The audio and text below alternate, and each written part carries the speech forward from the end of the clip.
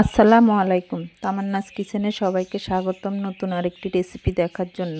আজকে বানিয়ে দেখাবো ভাপা পিঠা। অনেকেই বলে ভাপা পিঠা তৈরি করলে নাকি ভেঙে যায়। তো কেন ভেঙে যায়, কারণটা কি, সেটাই আজকে তোমাদের সাথে শেয়ার করব। ভিডিওটা শেষ পর্যন্ত দেখবে। পিঠা হবে কেকের মতো নরম তুলতুলে। আশা করি আমার আজকের রেসিপিটিও তোমাদের ভালো লাগবে। চলুন আর দেরি না করে রেসিপিটি শুরু করি। পিঠা বানানোর জন্য আমি এখানে 3 কাপ সিদ্ধ চাউলের গুঁড়া নিয়েছি। আতপ চাউলের গুঁড়াও নিতে পারো। যে কোনো চাউলের গুঁড়া দিয়েই এই ভাপা পিঠা বানানো যায়। এইবার এতে দিয়ে দিব লবণ। আমি এখানে 1 চা চামচ লবণ দিয়ে দিয়েছি। এইবার এতে অল্প অল্প দুধ দিয়ে গুঁড়োটাকে ভালোভাবে হাত দিয়ে মেখে নিব। অল্প অল্প দুধ দিয়ে গুঁড়োটাকে ভালোভাবে মিশিয়ে নিতে হবে। আর এই কাজটা একটু সময় নিয়ে করতে হবে।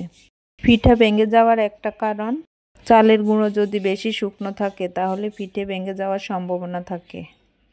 আমি 3 বারে দুধটা দিয়ে গুঁড়োটা মেখে নিয়েছি।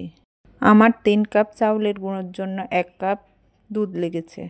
আপনাদের ক্ষেত্রে কম বা বেশি লাগতে পারে। মেখে নেওয়া হয়ে গেলে 10-15 মিনিটের জন্য রেস্টে রেখে দিব। 15 মিনিট পর পিঠা তৈরি করার জন্য গুঁড়োটা একেবারেই রেডি। এইবার পিঠাগুলো বানিয়ে নিব।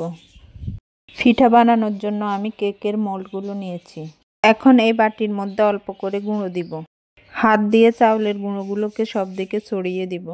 হালকাভাবে চেপে চেপে দিব। মাঝখানে নারকেল আর গুড় দিয়ে দিব। উপর দিয়ে আবারও চাউলের গুঁড়া দিয়ে দিব। চাউলের গুঁড়ো দিয়ে হালকাভাবে আবারও চেপে দিব। পিঠা ভেঙে যাওয়ার দ্বিতীয় কারণ হচ্ছে, পিঠার ভিতরে যদি পুরটা বেশি দিয়ে ফেলেন তাহলে পিঠা ভেঙে যাওয়ার সম্ভাবনা থাকে। এখানে আমি একটা সাদা জালি ব্যাগ ধুয়ে পরিষ্কার করে নিয়েছি। এইবার জালি ব্যাগ দিয়ে পিঠার বাটিটা মুড়িয়ে নিব। পাতিলে পরিমাণ মতো পানি নিয়ে চুলায় বসিয়ে দিব। তার উপর ছিদ্রযুক্ত একটি প্লেট দিয়ে নেব। পানিটা ফুটে উঠলে তার মধ্যে বাটিটাকে উপর করে বসিয়ে দিব। ঢাকনা দিয়ে ঢেকে রেখে দিব। 4-5 মিনিটের মধ্যে পিঠাগুলো ভালোভাবে সিদ্ধ হয়ে যাবে। 4-5 মিনিট পর পিঠাটাকে নামিয়ে নিব।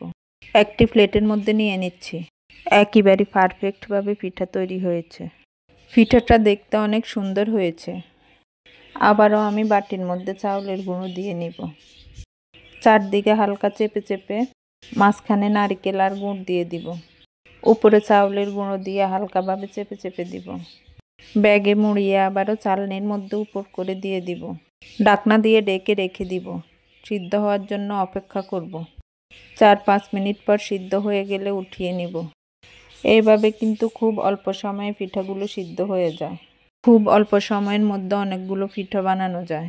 আমি আজকে পিঠাগুলো ছোট ছোট করে বানিয়েছি। আপনারা চাইলে বড় করেও বানিয়ে নিতে পারেন। পিঠাগুলো দেখতেও কিন্তু অসাধারণ লাগে। আশা করি আজকে ভাপা পিঠার রেসিপিটি তোমাদের অনেক ভালো লেগেছে। আজকে এখানে বিদায় নিচ্ছি। দেখা হবে অন্য কোনো ভিডিওতে। আল্লাহ হাফেজ।